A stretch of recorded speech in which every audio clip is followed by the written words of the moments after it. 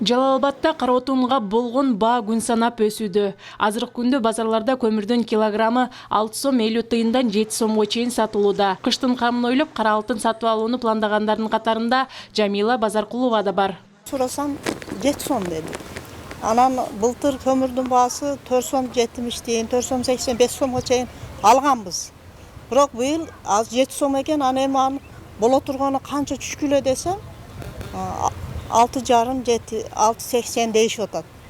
Бирок эми ушунчалык көмүрдү бир жыл ичинде эле раньше көбөйүп кеткен баасы болбойт. Дагы башка көмүр алуу үчүн базар аралап келгендер 15 күн мурда эле кара алтындын тоннасы 5000 сомдон сатылып жатканын айтышып, тез арада ага болгон баанын көтөрүлгөнүн билдиришүүдө.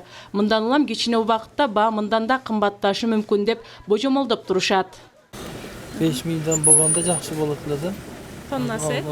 Азыр 6,5 7000 чыкты уже. Дагы бир жамгыр жаксы 8-9 болот да. Нарадан алып келиши ham кыйын болса керек да.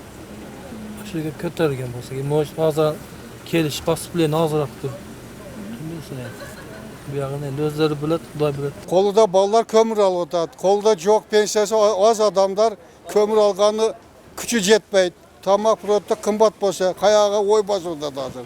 Ошо эселеман кыштан чыгып алышыбыз керек. Жалал Абад облусунда жашаган жарандарга 191 000 тоннадан ашуун көмүр керектелет.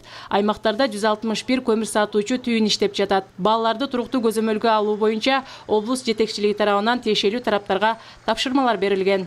Бул бааларын туруктуу көзөмөлгө алуу боюнча өкүл тарабынан тапшырма берилди райондук администрацияларга. Эми Кыргыз Республикасынын баягы бааларды мамлекеттик жөнгө салуу саясатында эгер бир айдын ичинде ошол товардын баасы 20% анан ашык өсүп кетсе, ошондо мамлекеттик жөнгө салуу саясаты ишке киргизилет да. Биз мына август айынан сентябрга салыштырганыбызда баанын өсүшү 11% түзүп атат. 11%га өскөн.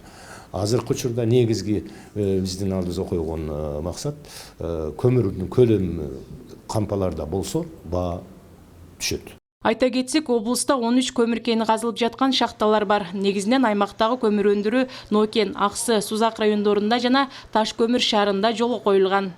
Бактыгүл Тешебаева, Бектур Иманалиев, Жалал Абад шаары.